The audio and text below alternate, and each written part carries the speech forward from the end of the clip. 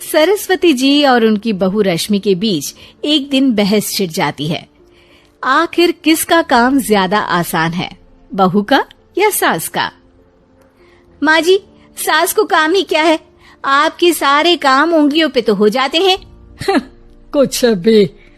हाँ, हिसाब तो उंगलियों पे ही हो जाता है ना।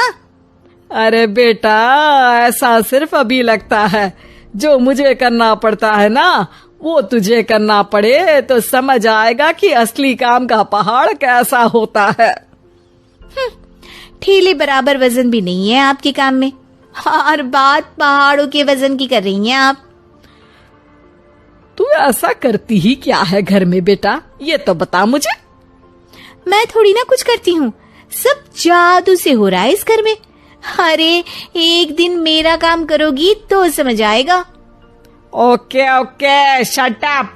कल से मैं घर के काम करूंगी और तू मेरी जगह हर चीज का हिसाब रखना, ठीक है? ठीक है, ये भी कर लेते हैं। ये सास बहू की डील के बारे में रश्मि के पति अमन को नहीं पता था और ना ही अमन के पिताजी सुरेश जी को।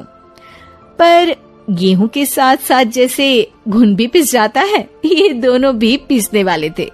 सुबह अमन उठकर रेडी होता है ऑफिस जाने के लिए, तो पता है उसके कपड़े नहीं निकले हुए हैं। अरे रश्मि, तुमने मेरे कपड़े नहीं निकाले?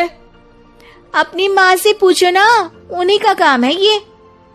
अमन अपनी माँ के पास जाता है। अब मेरे कपड़े आज आप देने वाले हो क्या माँ? हाँ, देना तो मुझे ही चाहिए, पर तेरी बहू ने कपड़े धोने ही नहीं डाले, तो कोई भी धुला हुआ कपड़ा नहीं है बेटा। हैं? ऐसा क्यों? कपड़े तो धोने आप ही देते हो ना माँ? अरे बहू ने तुझे बताया नहीं, अब हम अदल बदल गए हैं, मैं अब बहू और तेरी बीवी सास। अमन परेशान हो गया। वो बिना इस्त्री के कपड़े पहनकर ऑफिस चला गया। सरस्वती जी अपने घुटने के दर्द के कारण झुककर घर साफ नहीं कर पा रही थी और ना ही खाना बनाना याद रख पाई।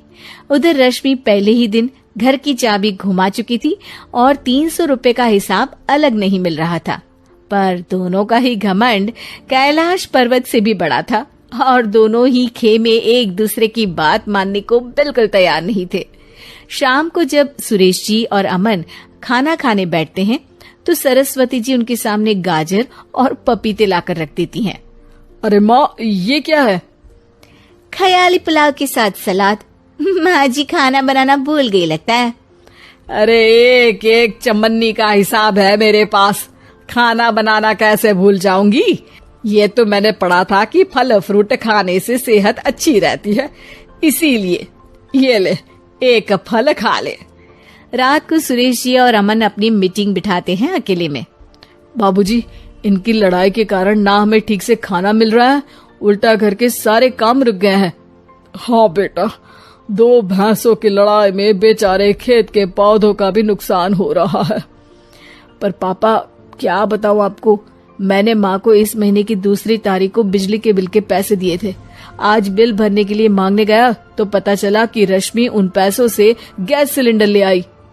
अच्छा, तो सिलेंडर के पैसों का क्या हुआ? अब सिलेंडर के तो कोई पैसे नहीं थे बाबूजी, हमारे घर पर गैस की पाइपलाइन लगी है ना।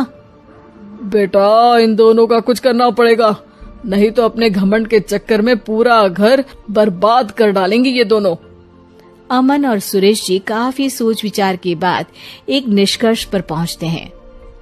रात ही को दोनों अपनी पत्नियों की अलमारी से नई साड़ी निकालते हैं और सुबह जब रश्मि और सरस्वती जी उठते हैं तो देखते हैं कि दोनों पति साड़ी पहनकर चढ़ाव पर सब्जियां काट रहे हैं। अरे ये सब क्या हो रहा है? क्या हो रहा है मतलब? आप दोनों अदल बदल हो सकते हो तो हम क्यों नहीं? अरे क्या मतलब?